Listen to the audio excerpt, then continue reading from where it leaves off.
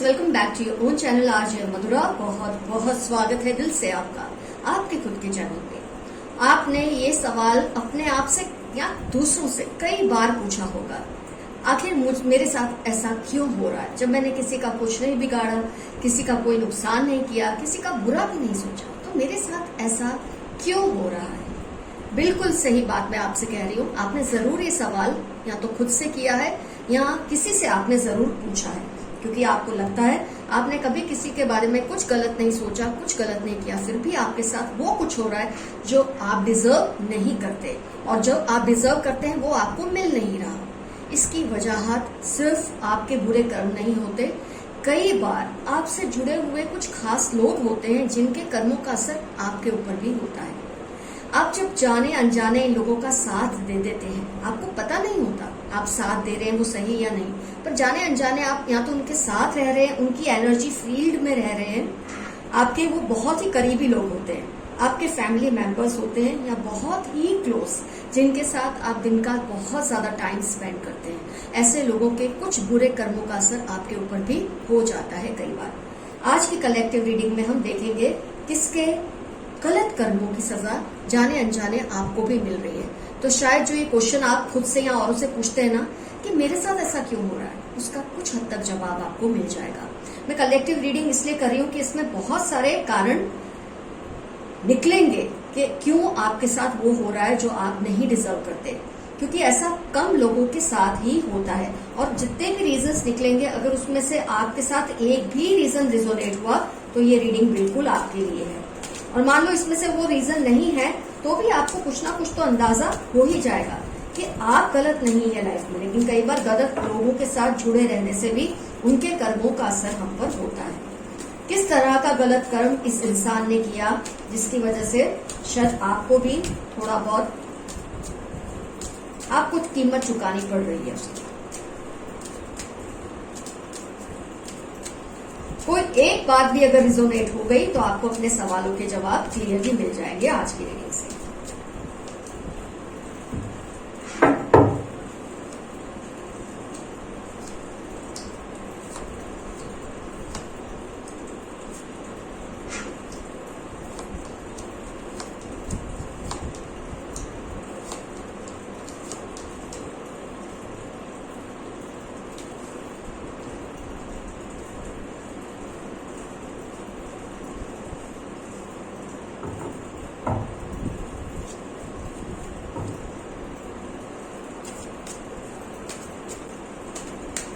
बहुत ही सुकून और सब्र से रीडिंग को देखिए, पॉइंट्स को एनालाइज कीजिए ताकि आपको अपने सवालों के जवाब आज की रीडिंग से मिल जाए।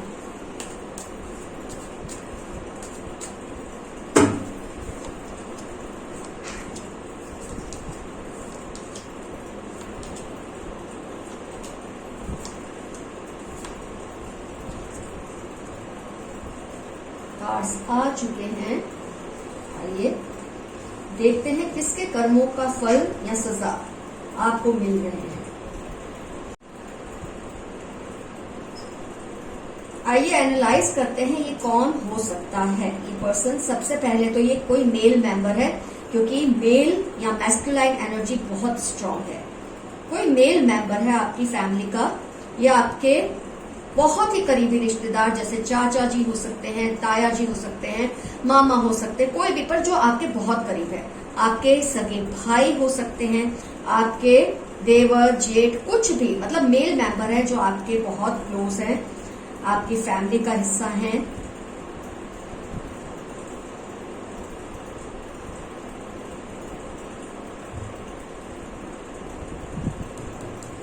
एयर साइन को बिलोंग करते हैं ये पर्सन। एयर एनर्जी बहुत स्ट्रांग है, एयर साइन बहुत स्ट्रांग है।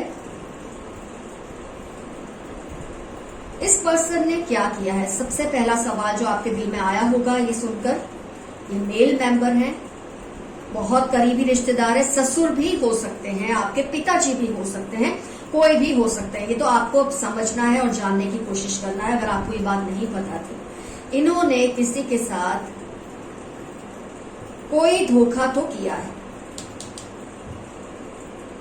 Wheel of fortune, death card, किसी के साथ धोखा किया है। वो धोखा पैसे से रिलेटेड हो सकता है, वो धोखा किसी को कोई वादा करके पूरा नहीं करने का भी हो सकता है। कोई वादा किया था, प्रॉमिस किया था, जिसको इन्होंने पूरा नहीं किया।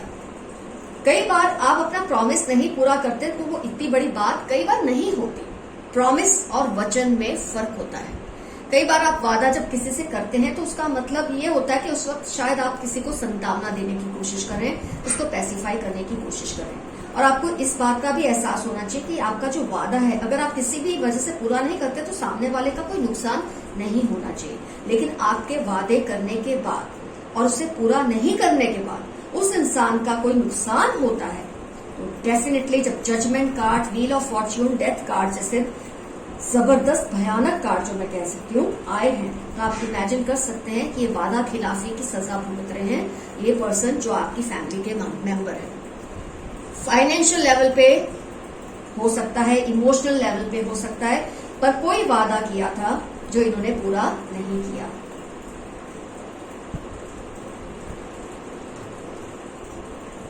कभी भी किसी भी इंसान को जब आप प्रॉमिस देते हैं, ये सोचकर ही दीजिए कि आप उसे पूरा करना चाहते हैं। कई बार होता है कि आप ऐसे में प्रॉमिस कर देते हैं कि उस वक्त बात को संभालना होता है। जब सामने वाला किसी जिद पे उतर जाता है कि तुम मुझे प्रॉमिस करो, ऐसे में आपको जबरदस्ती किसी को प्रॉमिस देनी पड़ती है, वो अलग बात है। लेकिन जब आपने सोच समझकर कोई वादा किया है किसी से, कोई प्रॉमिस की है किसी से, तो उसे पूरा करना जरूरी है, क्योंकि नहीं तो उस प्रॉमिस के तोड़ने की वजह से उस इंसान को या तो मृत्यु के समान कुछ उलझन या मजबूरी को फेस करना पड़ता है।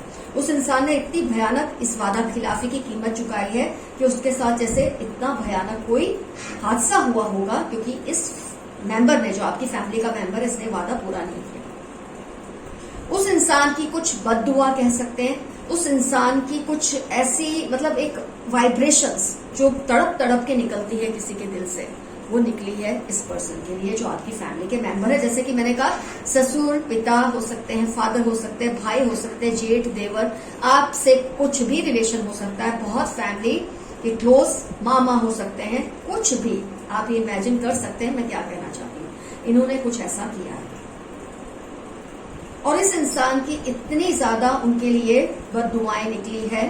और जाने अनजाने, क्योंकि आप इस पर्सन के जब बहुत क्लोज होते हैं तो इस पर्सन का एक एनर्जी सर्कल होता है, एक अपनी ऑरा होती है, पॉजिटिव हो या नेगेटिव हो। जब इस इंसान का कर्स या बददुआ वो वाइब्रेट करते हैं उनकी तरफ, तो जो कोई भी उनके पर्सनल सर्कल के अंदर है, उनके आसपास है, उन पर कुछ ना कुछ असर तो होने ही वाला है। इस इंसान की ऐसी ही बददुआ की वजह से, कर्स की वजह से, इस वादा खिलाफी की वजह से जो उन्होंने उनको बददुआ दी है, आप पे भी उसका असर हो रहा है। आपको लगता है कि आपके पास हर चीज है, हर रिसोर्स है, हर काबिलियत है, लेकिन आप वो मुकाम नहीं हासिल कर पा रहे। आपके जो अपने रिलेशंस हैं, जिस भी तरह के प्यार भरे या प्रोफेशनल रिलेशंस, वो आप संभाल नहीं पा रहे। आपको अजीब सी कंफ्यूजन सी महसूस होती है, आपको अजीब सा एक घबराहट या स्ट्रेस फील होता है हर वक्त। आपका दिल करता है आप सबसे दूर हो जाए। आप अपने आप को कोसते हैं कई बार कि मैंने पिछले जन्म में क्या किया था ऐसा, मैंने इस जन्म में तो ऐसा कुछ भी नहीं किया। आपकी याद में ऐसा कुछ नहीं आता कि आपने किया, लेकिन आप सोचते हैं ऐसा मैंने पिछले जन्मों में क्या किया जिसकी सजा मुझे इस वक्त मिल रही है। तो उसकी सजा आपको एक्चुअली नहीं मिल रही है, वो मिल रही है आपके उस पर्सन को जो आपके करीब है, जिनकी वजह से कुछ ना कुछ असर सिर्फ आप पर ही नहीं, बाकी फैमिली मेंबर्स पर जो उनके बहुत करीब है, उन पर जाने अनजाने हो रहा है। ये सृष्टि का नियम है, ये सनातन सत्य है, इससे आप बच नहीं सकते। यहाँ तक कि कृष्ण भगवान भी, जो कि एक गॉड है, जब उन्होंने इंसान का जन्म लिया, जब उन्होंने पांडवों की मदद की, इंसान का जन्म लिया, कौरवों को सजा दिलाई, तब अच्छे से अच्छे कर्म ही किए उन्होंने, पर फिर भी लास्ट में आपने देखा या आप जानते ही होंगे, मृत्युशैया पे तो उनको भी लेटना पड़ा, उनको भी सोना पड़ा, क्योंकि वो आपको यही दिखाना चाहते थे कि जब आप इंसान का जन्म लेते हैं, आप अच्छा करते हैं, बुरा करते हैं, वो सब तो एक तरफ, लेकिन आप जिनसे जुड़े हैं उन लोगों के कर्मों का असर आप पर होता ही है।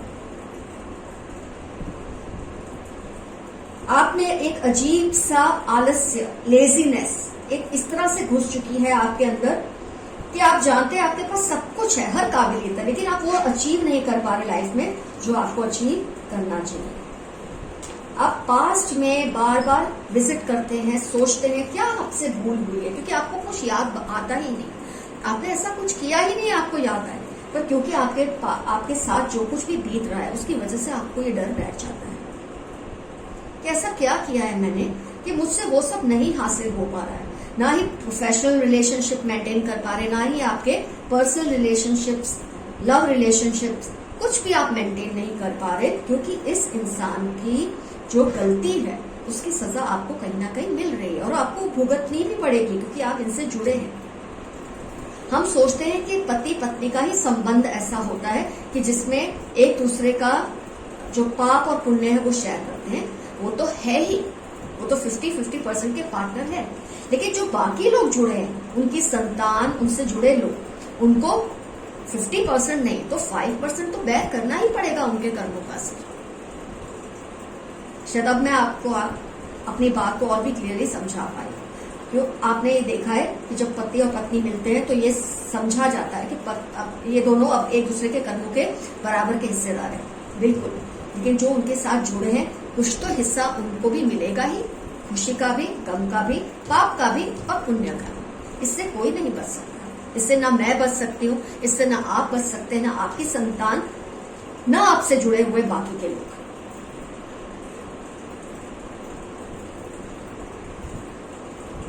ऐसे में आपके दिल में एक बात आएगी ये रीडिंग देखकर कि चलो ठीक है, इन्होंने गलत किया, उसके लिए मैं भुगत रहा हूं या मैं भुगत रही हूं क्योंकि मैं उसके क्लोज सर्कल में हूं, उसके प्राइवेट सर्कल का हिस्सा हूं, उसकी करीबी एनर्जी फील्ड का हिस्सा हूं।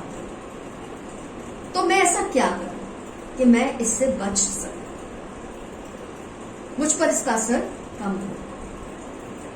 तो इसके लिए आपको सिर्फ एक ही चीज करनी है। आप चाहे जिस भी रिलीजन के हो, हिंदू है, क्रिश्चियन है, पारसी है, सिख है, मुस्लिम है, जो भी आपका रिलीजन है, रोज रात को सोने से पहले आप एक माफी का एक प्रेयर, माफी से भरी हुई प्रेयर, आपको नहीं पता शायद ये पर्सन कौन है जो इनको, आपके फैमिली मेंबर को, मेल मेंबर को कर्स कर रहा है, बद्दुआ भेज रहा है, उनको मिल रही है और जिसका असर आप पे हो रहा है। आप बस, आपको उनका नाम नहीं पता, आपको उनकी शख्सियत का नहीं पता, आपको पर्सन कौन है। अगर आपको पता है तब तो बहुत आसान है।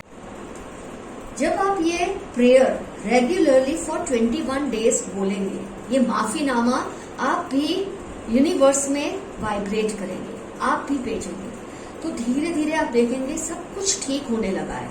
क्योंकि अब तक किसी ने इस बात पर गौर किया ही नहीं, आपकी फैमिली में आपने गौर तो किया ही नहीं, तो डेफिनेटली आपको क्या पता था कि आपको कोई माफी मांगनी है। अगर आप इस पर्सन को कह सकते हैं ये बात डायरेक्टली कि आप ऐसा करिए, आप इस पर्सन से माफी मांगिए।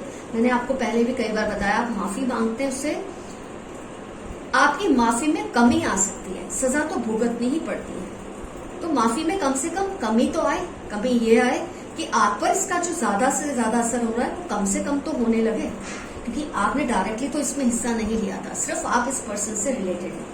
तो आप जब ये माफीनामा रेगुलरली बोलते रहेंगे, 21 दिन के बाद आप देखेंगे इसमें चेंजेस आने लगेंगे, आपकी लाइफ बहुत स्मूथ होने लगेगी, आपके बिगड़े हुए काम बनने लगेंगे, आपके जो रिलेशनशिप्स बिगड़े हुए हैं लोगों के साथ वो ठीक होने लगेंगे, क्योंकि आप में एक सुकून आने लगेगा। जब आप अपनी गलती के लिए, अपने करीबी रिश्तेदार की गलती के लिए भी आप माफी मांगते हैं, आपको एक अजीब सा सुकून मिलता है, आपको एक एनर्जी मिलती है, एक ताकत मिलती है।